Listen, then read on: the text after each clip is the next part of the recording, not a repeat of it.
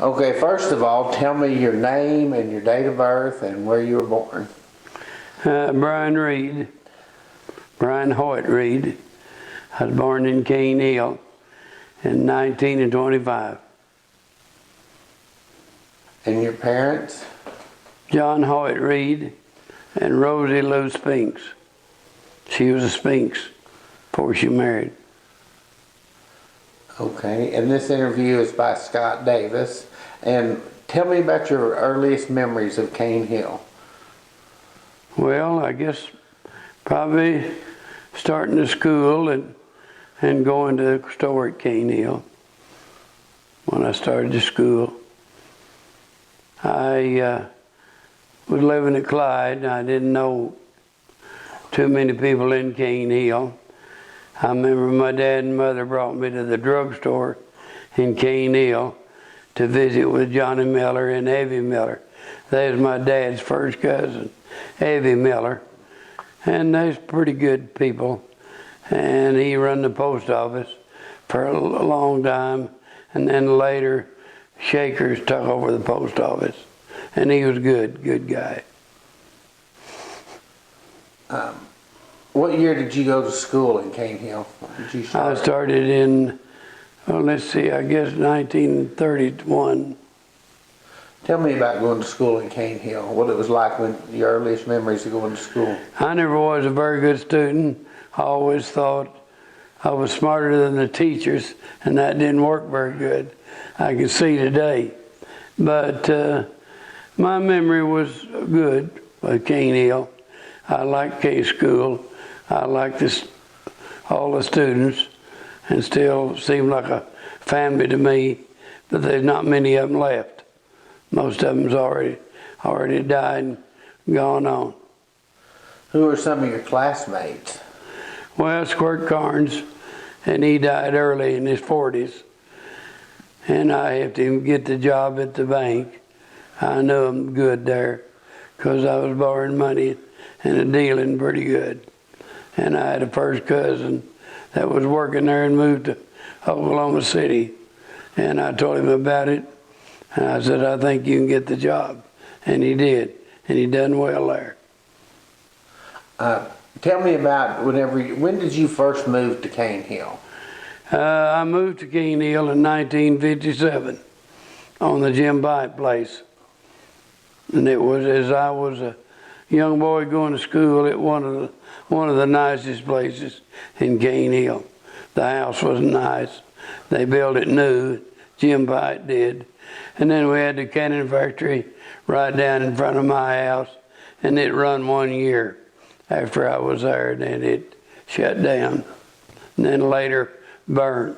How come it to burn, I don't know.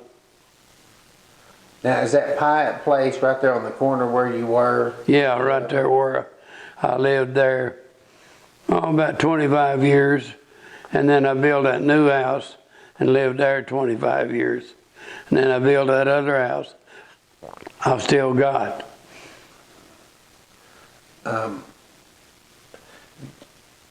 Tell me kind of about the history of Cane Hill from like the 50s and 60s onward, or what you remember in those days. What was it like? Well, it was just normal to me, and I guess it still would be today. It was a lot of headquarters there. They'd loaf, and the people who lived around there would go to the store every day and stay all day, play cards, pitch and stuff like that. And I was just a boy, but I remember it good. J.U. King used to be around there, and a lot of nice people, but they've been dead for years, and I about forgot them. Johnny Miller was my first teacher at Cane Hill, and my best teacher was Miss Threlkow. If it hadn't been for her, I don't think I'd ever knew anything in school. But she was one of the best. Her name was Pyatt before she married. She was Clay Pyatt's sister. Her name was Threlkow, and she was good. Tell me about your family and growing up and what you guys did in Cane Hill. Well, we played, what we did in Cane Hill, we played horseshoes, and we just rode horses and stuff like that. We rode a lot of horses. I remember me and Squirt Carnes, we raced horses one time from the store to the church. And of course I beat him because I'd been raised on a horse, and he hadn't been as familiar with a horse at that time as I was. What year did they pave the Highway 45 there through? Well, remembering the exact day, I doubt if I could tell you, but it's somewhere in the 50s. So what was it like before then down there? Well, it was just an old rough gravel road. We didn't go nowhere. Sometimes we'd go to Martown and trade, and most time at Cane Hill and Clyde. It was a good, I call it Walmart. It was like a Walmart in those days. You could buy anything from a mowing machine to a cultivator, all that stuff. You could buy that at the Clyde store. What about in Cane Hill? What stores do you remember in Cane Hill? Well, I remember Shaker Yates. He was the main one. This main store was across the road, and it's gone now. And then Shaker built the store that's there now, and it was real nice. I remember Shaker good. He was good to us boys that went to school, and we didn't have no bus during my day much in Cane Hill, but we did have some buses, but they wasn't very many. And we wanted to go to a ball game, why we'd have to get somebody on the outside more or less to take us in a truck or something like that. We didn't have the bus facility to take us. Didn't have the money. Well, tell me about your apple business in Cane Hill. Well, we've been planting apples, and when did all that get started? Well, it's been, my granddad came from Kentucky in here in 1827. There's now no post office, no nothing. And my granddad came in here, and he brought 9 boys.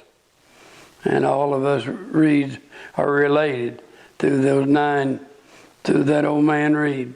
What was his name? William Reed. His name was William Reed. How many of the boys' names do you know? Oh, no, I wouldn't know very many. My granddad's great-granddad was James Harris. Some of them was named John. My dad's name was John Hoyt. And I don't know, it's about to slip away, all those memories. I didn't know them all at one time. Well, tell me about when they first came here. What did they do? Well, they brought apple trees with them, and they settled in Cane Hill, and they planted apples. And it used to be a big deal. Apples was it. I picked apples when I was a boy, picked 100 bushel, and that was pretty good. My mother picked apples. We all picked apples, and we grew apples. It's been the way of life, and we haven't let it go. What all did you do with the apples when the crops came? Well, my granddad, they had a dryer, and most everybody had a dryer, and they dried the apples, and there's a market for dried apples. But they was a way people liked to eat apples, can them. We didn't have the cold storages we've got today. Back in those days, they'd pick them, and there's a good market for them locally. And then we come on, and our market fizzles away. At least we buy apples in Illinois, haul them into Lincoln, and sell them to peddlers. And there's a lot of them around. They came in from Texas, Oklahoma, and places like that, and buy a pickup load, take them back to Oklahoma and sell them, and make fairly decent wages. because wages wasn't much in those days. If you got 50 cents an hour, you was lucky, or even hardly anything. I remember when I was a boy, I worked for $1 a day. And that was at Clyde. Paul Clifford, who I worked for, and he was a school teacher at Martown. He worked at Mar, and he was a coach. He was pretty good for the community. What about the history of the college? Let's talk about that. Well, what the college. do you remember about that over the years? It wasn't very much when I went to school there. We didn't even know it was a college. We just knew it was a schoolhouse. That's where we went. But my dad went to school there, and my grandpa went to school there. My granddad taught there, but my dad didn't. He went to school there. And then later I went to school. And I don't remember a lot. It's all just done gone. What about the college? The building? What happened after the high school or the school there closed? Well, it was pretty bad when the school moved out of Cane Hill. It's pretty lonesome. I'll say it about like that. Had been their school so long, and then it was gone. Yeah, I enjoyed going to school there. Really did. What do you remember about the mill? Was it ever operating when you were a That kid? mill was operating. I was there one time, and it was operating. And my uncle run it, Uncle Arlie. He run the mill that year. And my dad had brought wheat. We'd bring wheat in there to get it made into cornbread meal. And then we brought flour and wheat to make flour. They'd make that for customers like my dad, and I went with him to get it made. I do remember quite a bit about it, but you take 90 years, you ain't gonna hold on to much of it. It wasn't too important then, like it is now. What do you mean by that? Well, I mean, it's just something we used to. It was just there. What was the last year that you remember the mill working?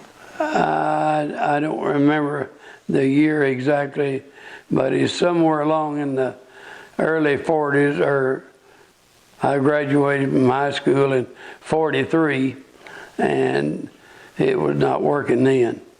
It was somewhere in the 30s. So in the 20s and 30s they Yes. still used it? Yeah, they used it a lot in the 20s. It was kind of way alive. But 30s it run some. And as my uncle, he run it in the later years. And that was his boy I was talking to there that had called me. We were first cousins, and he went to school there all his life, and then they moved to Oklahoma.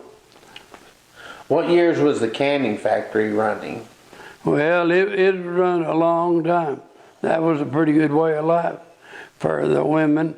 They'd peel tomatoes, and we grew tomatoes. My mother didn't work there, and I never did work there. But I hauled tomatoes in there. That used to be a big deal, was canned tomatoes. Them and apples, hadn't been for them, I guess we'd have all starved to death. So what'd y'all do for fun when you were kids growing up in Cane Hill? What we do for fun? Mm-hmm. We made fun out of work. You made fun out of work? What kind of work did you do? Pick tomatoes, pick apples. Oh yeah, that was our main deal. What about during the winter? During the winter, we possum hunted. We had a possum hunter. My uncle had one, and I like to go hunting, and that stayed with me till, well, it's pretty well all gone today. Yeah, we hunted, and we was, big deal back then was playing horseshoes. And you was either good or you was pretty sorry. And until you learned how, you was pretty sorry. And I finally learned how to pitch horseshoes. I remember at Clyde, I used to bet Wallace Yates $5 I could throw a ringer out of 2 shoes, and I won quite a bit of money. I could do that. My uncle was a good horseshoe picker, one of the best, Archie Reed, and he learned me how to pitch horseshoes, and I finally got till I could beat him every once in a while. Not every time, but a few times I have beat him. But we played horseshoes at every little store. We had horseshoes, and we enjoyed that. If it wasn't freezing, we'd be out there pitching horseshoes in the wintertime. And they played dominoes. That was a big game. A bunch of old codgers would meet and play dominoes. You said something about people just hang around and play pitch or play dominoes. Yeah. Was that just kind of the way to visit, or? That just was more or less to put the time in and to visit. And that's just the way it was. Sometimes there was, 30 or 40 people could be there. Where did they hang out in Cane Hill? Where would they be? Well, they're in the store where it is. Shaker Yates? Yeah, Shaker Yates. Is that where they've rebuilt that now, that old building down there? Yeah, Shaker? that building there now, he built it new when I was a boy. Does it look similar to what it did? Well, it pretty much so, yeah. Pretty much so. What do you think about the work that's going on now in Cane Hill? Well, I haven't paid a lot of attention to it. I ain't got anything to do with it. So, anyway, it's nice, it's good what they're doing. Somebody's spending some money that I wouldn't want to spend. What else can you tell me about some of the people in Cane Hill that some of your neighbors that you've gotten to know over the years, and some different stories? Well, the neighbors was more or less kinfolks, like Johnny Reed. Uncle Johnny Reed was really a good guy, and everybody knew him, and everybody liked him. And then Johnny Miller, he came along and taught school. And Evie Miller was my dad's first cousin. And Uncle Johnny was my dad's uncle, which was my great uncle, which was a nice guy. I have good remembrance of him. And he's buried in Cane Hill Cemetery. What would you like to see happen to that old college out there? Well, at my age, I'm not too worried about it. My kids don't care anything about it. What is your age now? 90. I'm 90 years old. This cousin I was talking to said he was 89. And when I first started school, I started with Belle. She's going to be 94 this year. And she's one kind of looked after me when I started school. I remember that pretty good because I didn't know nobody much. I was raised down in Clyde, and this is up Cane Hill. It was a big deal. But something else I did one time, I rode to Fayetteville in a wagon with my granddad. Some way or other he was going, and I wanted to go. And I went up there with him. Took us all, I went up there and stayed all night. We stayed behind Lewis Ford, the bank's there now. It was hardware, Lewis Hardware. And we stayed there in the back, built a little fire. We knew how to camp out because we were raised that way. And we always took a grub box with us. And I remember that real good. I don't know where I had a good time or a bad one, but I remember that. He was a good guy. Spinks, his name John Spinks, and everybody liked him. And so. Oh, tell me about a grub box. What's a grub box? Well, we called it a grub box. They had food in it. They'd cook pies and cakes and everything you would eat, and there it was. I remember me and my uncle took a load of apples to Oklahoma one time, and we had our grub box full of chicken. And I think we had the chicken and all that before we got to our Oklahoma. I can remember that good. Yeah, I do. About what year was that you stayed in up on Fayetteville Square there? Oh, I was about 4 or 5 years old. It was really quite a deal to go up there in a wagon. And we wasn't the only one. There's other people who going too. We didn't run into nobody or nothing. And we was going. Was the road the same, 62? Yeah, it's a little different. It's a little different. And it was pretty rough to go up there. They usually go, well, once to twice a year and took care of business, like paying taxes and doing things that they couldn't do down here, like buying some parts for the machinery and stuff. And I remember I think he went to pay taxes or something. But we had a spring seat on the wagon, and I remember sitting in it. And we got there and we set up camp and stayed all night, just me and him. And other people was doing the same thing. We was visiting with neighbors. I don't know any of them. I don't remember none of them today. Who else was there? But You just slept on the ground? Or? yeah, we just slept on the ground with a quilt. Oh, that wasn't no big deal for us. That's the way we operated. Yeah, when we hauled apples and took them to Oklahoma, we didn't rent no motel. We slept on the ground. Where would you take them in Oklahoma? All around Muskogee, Choteau, Henrietta, McAllister, Wherever you could tell. Tulsa, Oklahoma. Yeah, we knew what we was doing. We knew where to go and how to sell it. I wasn't a head one, but I got fairly decent at it in my younger days. I know when I started out in life, I got married and I didn't have no job, and I didn't even want a job. I didn't even have any idea I wanted a job. The rest of them was getting themselves with an education to try to work for maybe a guy like me, and we could make good money. We made good money.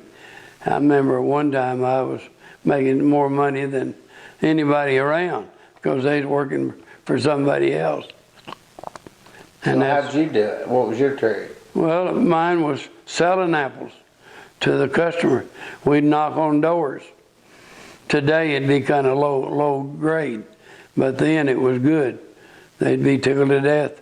See you come in with a load of apples, because apples wasn't plentiful, and they didn't grow them in Oklahoma, and they didn't have storages to buy them year round. We can buy apples the year round now, and used to you could only buy them in the fall of the year. What else did you ever make? Vinegar or applesauce or wine? Anything like that? We made cider and we made vinegar. Oh yeah, these little places I had around, that's what they made mostly, was vinegar. It was, I remember every one of them had we all had a cider mill stuck around there. And I remember my granddad run it one year. They run it one year when I was just a boy. What about the chickens and how they changed the country? Well, they come along, but it didn't change it too good on the first because we lost money. We couldn't make no money at it. When the broilers first came out? Yeah. You was on your own, and you'd let them have a cow or two to mortgage before they could borrow money. And that was risk for us. And Johnson and Steele and Jeff D. Brown was two of the main companies back in my day, in the early days. And Dad didn't do any good. I come on and done pretty good at it myself, but it's altogether different. How'd you do it back then? Well, we done a lot like they do today, only they got more modern equipment, and we had hand equipment back in my day. And we grew them up to a certain age, and then they come and picked them up. I remember one time I have done good.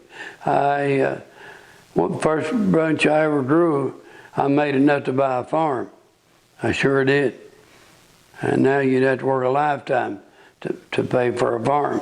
And I paid for one the first year I grew broilers. How many farms have you bought? Oh, I over the bought a years? lot.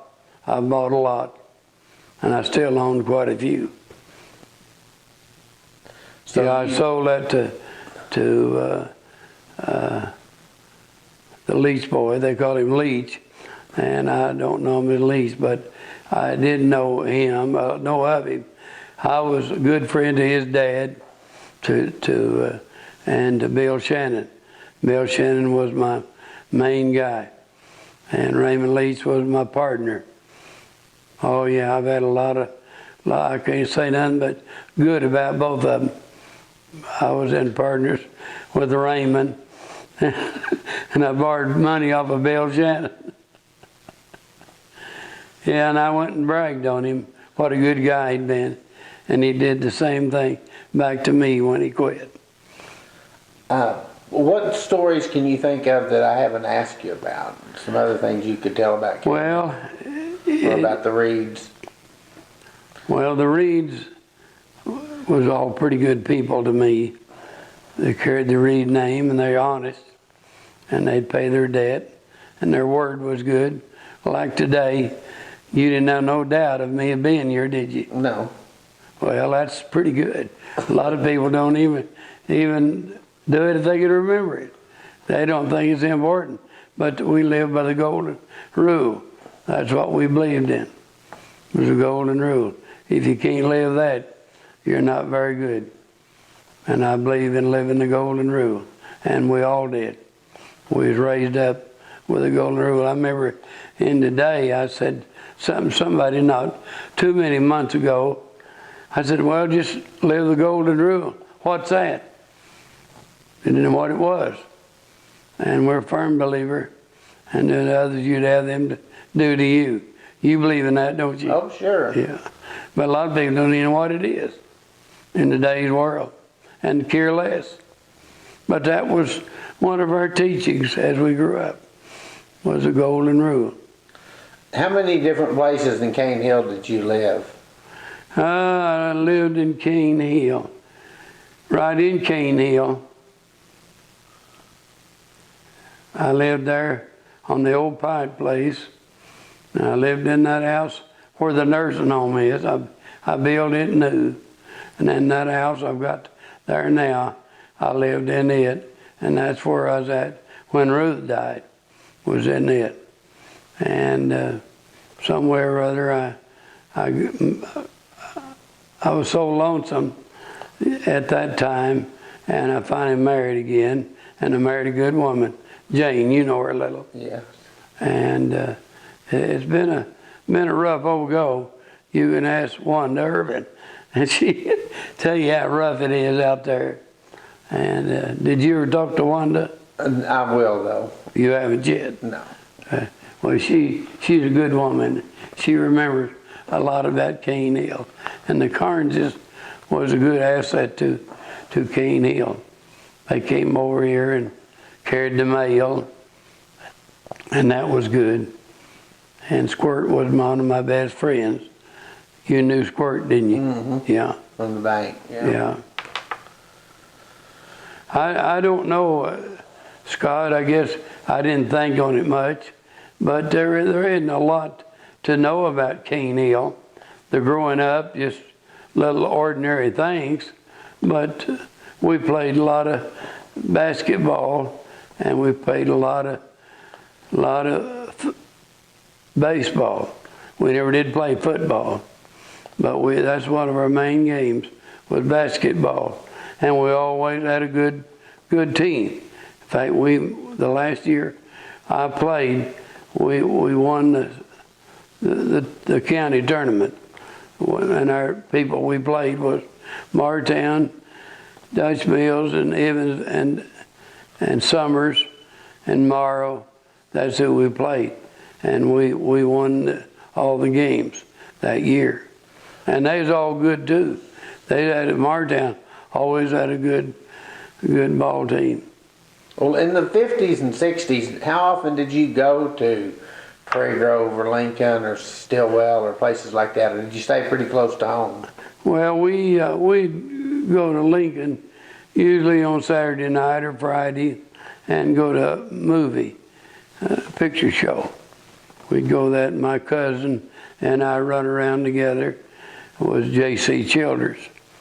And his mother and my mother was sisters. And he was real smart in school. Really was. And I was not very good in school. I was stuck around common sense, and I found out it comes in pretty handy when you need it, but it don't answer many questions. It don't answer many questions, but it's good to have. And that's my main thing. I was raised with common sense, and it never left me. Yeah. A lot of people, they don't know what. Well, you hear it mentioned now more than it used to, but our people has always been pretty much to work for ourselves. We never have. All of our people was pretty well self-employed. You always have been, haven't you? Always. I never did work for anybody. I never worked on a job in my life. I always worked for myself. Now, you still have Appletown, and you still... Yeah, I still own Appletown. Yeah. We're getting to remodel it, going to remodel it this year and make it quite a bit nicer and try to make one little comeback. And it gets rougher doing little things like that.